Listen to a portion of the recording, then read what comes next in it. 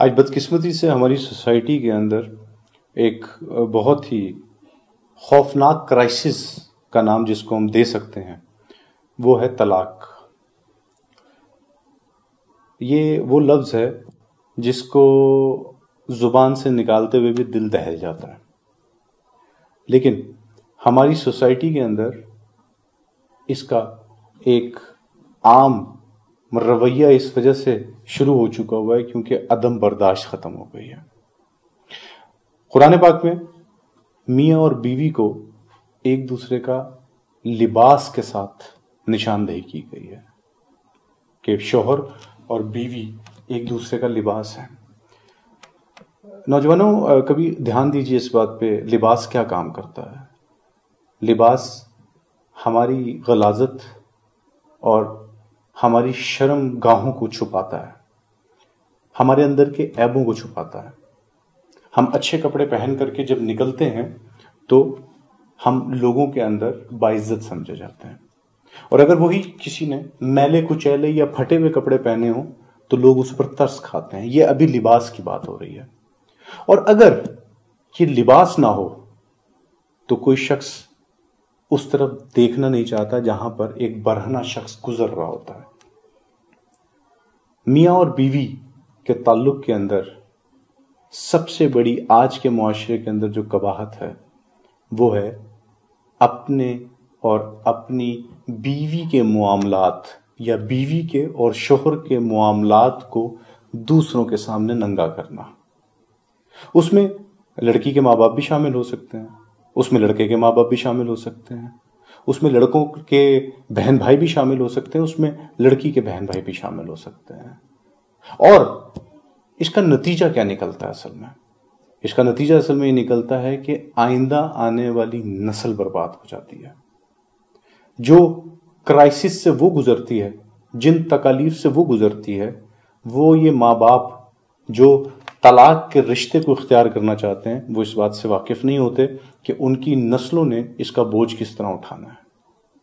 آج کے دور میں آپ دیکھیں گے عمومی طور پہ لڑکا ہو یا لڑکی ہو، ان دونوں کے معاملات میں بہت زیادہ عمل دخل یا تو لڑکے کے ماں باپ اور اس کے بہن بھائیوں کا ہوتا ہے، یا لڑکی کے ماں باپ اور اس کے بہن بھائیوں کا ہوتا ہے۔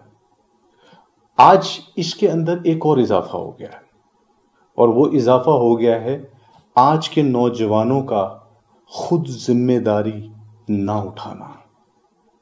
وہ جو ایک شخص بڑی مشکل سے اپنی بیٹی کو بیاہ کرتا ہے، اس کی شادی کے اس معاشرے میں رہتے ہوئے جہیز جیسی لعنت اور باقی معاملات سے گزرتا ہوا اپنی بیٹی دیتا ہے، وہ شخص آئندہ آنے والے دنوں میں صرف بیٹی کا بوجھ سے فارغ نہیں ہوتا، بلکہ وہ بیٹی کو بیاہنے کے بعد بیٹی کے شوہر کی بھی ذمہ داریوں کو اور ان کا بوجھ اٹھانے کے لیے اپنی کمر کس لیتا ہے۔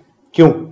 کیونکہ آج بدقسمتی سے ایک بہت بڑی تعداد نوجوانوں کی کام کرنے سے قاصر ہے۔ گھروں میں چارپائیاں توڑنا، اپنے حصے کے فیلئرز کو دوسروں کے اوپر ڈالنا اور اپنی ذمہ داریوں سے باغی ہونا، یہ ان کی عام عادت بن چکی ہوئی ہے۔ اور اسی طرح لڑکیوں کے بارے میں دیکھا جائے تو ان کے اندر برداشت اور ان میں گھرداری کرنے کے طریقہ کار میں بھی بہت نمایاں فرق آ چکا ہوا ہے۔ پہلے کی اگر آپ خواتین کو دیکھیں تو وہ تمام تر معاملات کے باوجود بھی گھرداری کو فوکس کرتی تھیں، اپنے بچوں کی تربیت کے اوپر فوکس کرتی تھیں، لیکن آج موبائل کے اس دور نے لڑکیوں کو بھی ان کی اٹینشنز کو بھی ڈائیورٹ کر دیا ہے۔ آج آپ جانتے ہوں کہ نہ جانتے ہوں، دنیا کے اندر جو سیکنڈ لارجسٹ یوٹیوب کا بزنس ہے وہ کارٹون نیٹ ورکس کر رہے ہیں، اور اس میں بھی ایشیا میں پاکستان اور ہندوستان ان کی بہت بڑی مارکیٹ ہے۔ اس کی وجہ کیا ہے؟ اس کی وجہ یہ ہے کہ آج کی ماں اپنے بچے کو یا بچی کے ہاتھ میں موبائل دے کر گھنٹوں یوٹیوب کے اوپر کارٹونز دکھانے پر اس کو مشغول و مصروف رکھتی ہیں اور خود اپنی ایکٹیویٹیز کے اندر مصروف رہتی ہیں۔ بہت سارے ایلیمنٹس ہیں، لیکن اس تمام میں جو سب سے اہم ایلیمنٹ ہے جو اس رشتے کو بریک کرتا ہے وہ ہے ایک دوسرے کا لباس اتارنا. اور وہ لباس اتارنا کیا ہے؟